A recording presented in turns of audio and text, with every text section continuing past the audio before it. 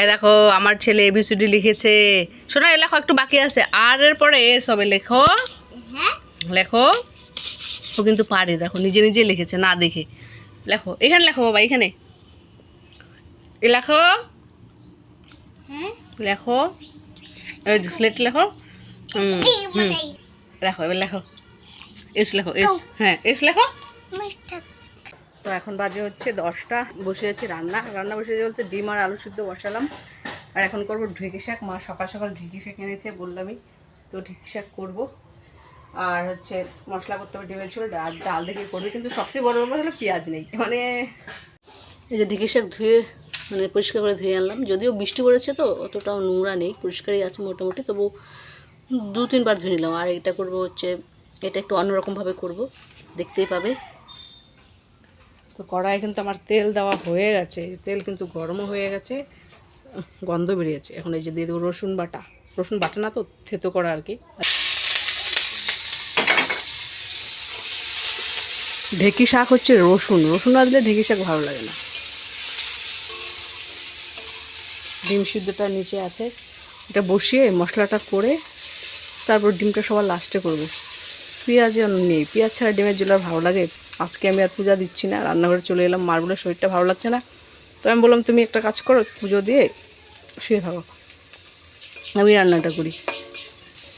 এই ঢেঁকি শাক কিন্তু আমার খাবারের মধ্যে একটা প্রিয় খাবার, খুব ভালো লাগে ঢেঁকি শাক। এই ভাজাটা ভালো লাগে, আবার ঢেঁকি শাকের মা তো অনেক রকমভাবে রান্না করে। মা রান্না করে হচ্ছে ঢেঁকি শাক অনেক সময় আলু কুচি করে দিয়ে, মানে ছোট ছোট গুঁড়া মাছ দিয়েও রান্না করে। আর করে হচ্ছে সর্ষে বাটা দিয়েও করে অনেক সময়, চচ্চড়ির মতো আর কি। আবার আরেক সময় করে হচ্ছে এমনি, কারণ লবণটা একটু কম করে দিই, কারণ আমি যতবারই লবণ দিই লবণ আমার বেশি হয়ে যায় শাকের মধ্যে।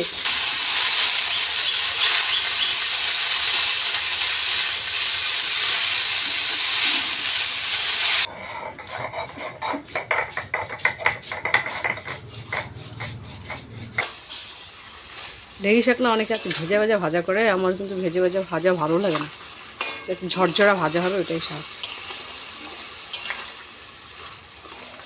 কারণ ভেজে ভাজা করলে না ভিতরে একটু কেমন পিছলা লাগে, খেতে ভালো লাগে না আমার।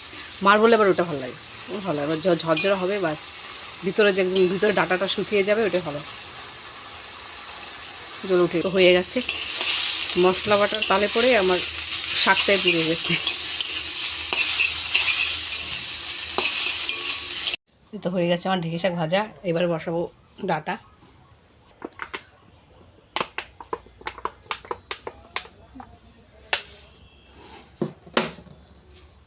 এই বোতলটা বোন ফোটা করে দিয়েছে। একটু কালো জিরা ফোড়ন, এই হচ্ছে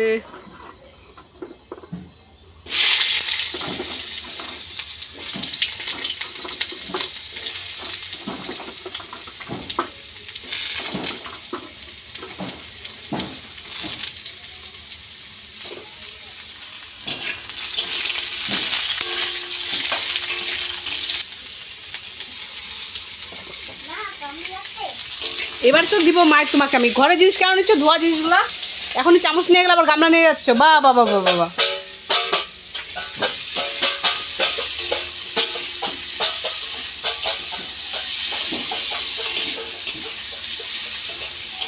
আমি যেভাবে রান্না করছি ঠিক এভাবে রান্না করো, খেয়ে দেখো কেমন স্বাদ লাগে।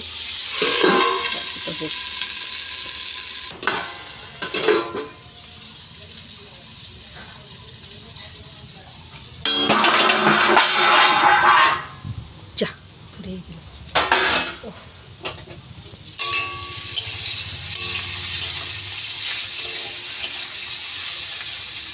দেখো ডাটাগুলো কিন্তু সেদ্ধ হয়ে গেছে। এবার আমি দিয়ে দেবো মশলা। তো এখানে চামচটাও নিয়ে চলে গেছে ছেলেটা, না সবগুলো দিব না, হালকা কিছুটা ডিমের ঝোলের জন্য রাখবো।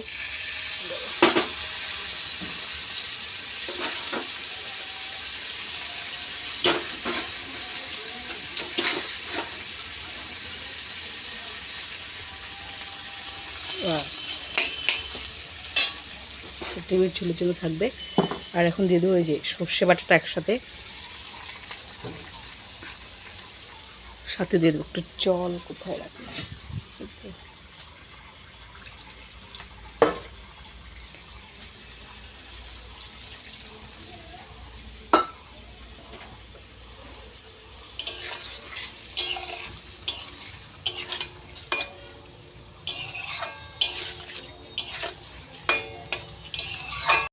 এটাতে দিয়ে দেবো হালকা চিনি। কেউ যদি চিনি খেতে পছন্দ না করো তাহলে দিও না, অসুবিধা নেই, কিন্তু আমি একটু দিয়ে দিচ্ছি টেস্টের জন্য। চিনিটা না টেস্টটা একটু হালকা ভালো আসবে। হাত দিয়ে নিলাম চিনিটা, জাস্ট এতটুকু, এই যে এতটুকু, কারণ আমরা সবজিতে চিনি খাই না, নাহলে বেশি মিষ্টি হয়ে গেলে ভালো লাগবে না খেতে। যে যেরকম খাও, অনেকে আছে ঝাল কম খায় মিষ্টি চিনিতে, মানে সবজিতে তরকারিতে চিনি খায়, অনেক চিনি খায়, তাদের জন্য তো ভালোই লাগবে। এখন আস্তে আস্তে মশলাটাও মানে একটু কষানো হয়ে যাবে। তো ওইটা হতে হতে আমি ডিমটা ছুলে নিই। ডিম আলু এখনও দেখো ধোয়া বেরোচ্ছে, ঢেকে রেখেছিলাম। আর মশলা বেটেছি না, লঙ্কা বেটেছি, তো ওই হাতটা ভালো করে সাবান দিয়ে ধুইনি, মুখের মধ্যে হাত দিয়েছি, গালের মধ্যে জ্বলছে পুরো দমে। জলটা ফেলে দিই। এই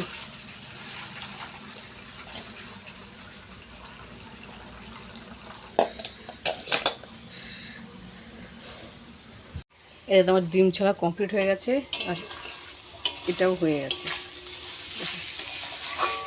ঠিক এতটাই শুকনো থাকবে, খেতে যা হবে না দারুণ হবে। একটা রসুন পড়ে গেছে, দেখতে পারিনি, মশলার সাথে চলে এসেছিলো। এটা ডিমের জন্য রেখেছি, ও তো এখানে পড়ে গেছে। যাই হোক, এটা নামিয়ে নেই। তো এবার বসে দেবো ডিমের ঝোল, পেঁয়াজ ছাড়া ডিমের ঝোল। জানি না কেমন হবে, প্রথমবার রান্না করছি পেঁয়াজ ছাড়া ডিমের ঝোল। দেখতে হচ্ছে, দেখতে কিন্তু দারুণ লাগছে, খেতেও হয়তো স্বাদ হবে।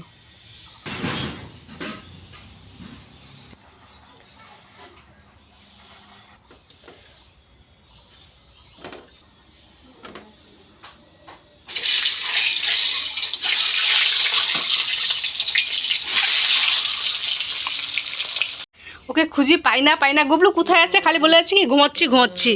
এই দেখো বালিশ নিয়েছে, ধোয়া বালিশটা মাথার সামনে আবার ঝাড়ু রেখেছে। গরমে তো চোখের তলে ঘুমাইতো। আরে দেখো নাইটিটা গায়ে দিয়েছে, বলে ঘুমোচ্ছি। আমি একবার পড়ে গেছিলাম না, কাঁথা উতারা চোখের দলা মস্ত হয়ে। দেখো কি অবস্থা, এই দেখ কি পাচ্ছি। বের হও এখান থেকে, এর কাণ্ড দেখি তো মাঝে মধ্যে। কি বলি আর বল। ঝাড়ুটা দেখ কেমন করে নিছে, মানে ঝাড়ু দিছে ঝাড়ু দিয়ে তারপরে শুয়েছে, পরিষ্কার করে দেখ। ও দাদা, খালি মাটিতে আবার শয় নাই, না নাইটের ভিতরে ঢুকছে, ওই জন্য তো মাকে ডাকলাম। ও মা, বডিতে মাটি লাগাবে না, তুমি দেখে দাও না। ও বডিতে মাটি লাগাবে না, কাটুন হবে কিন্তু বালিশে মাটি লাগাচ্ছে। আসো না গো, মাঝে মানে কে পাগলা? তুমি আসো দেখো খালি একবার। নাইটের ভিতরে ঢুকছে, আবার বাইরে না, ভিতরে ঢুকে দেখো কেমন করে শুয়েছে। আসো তুমি, আমি কইলাম না কি বালিশের দিকে তাকাইছে, এই বালিশ আর নাইটি নাই।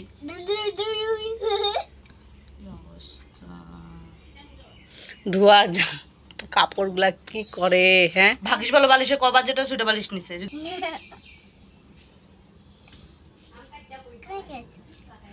দেখ তোমার আম কাটা আমি তো ফেলাই দেবো চুষা। আর ঝাড়ুটা দিয়ে ঝাড় দিছে বুঝছিস, ঝাড় দিয়ে ঝাড়ুটা আবার মুখের সামনে রাখছে। এই দেখো কাণ্ড, দেখো নাইটের ভিতরে ঢুকছে, দেখো আবার জায়গাটা ঝাড় দিছে। হাসিও পায়, মানে পাগলা নাকি এটা? ওই শিমুল পাগলা শুয়ে থাকা জঙ্গলের রুম। হ্যাঁ সেম। বেরো বাবা বেরো, হইছে বেরো।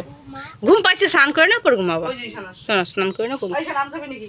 চলো বের হয়ে যাই, ঈশান আসছে। আসো আসো আসো আসো, এবার বালিশটা দাও, বালিশটা দাও বালিশটা দাও না।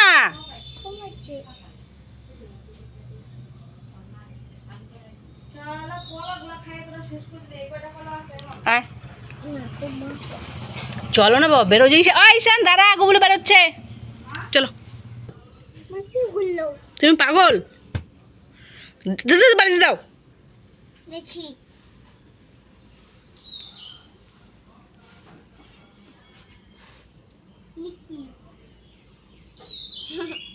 বেরো বাবা, বেরো বেরো।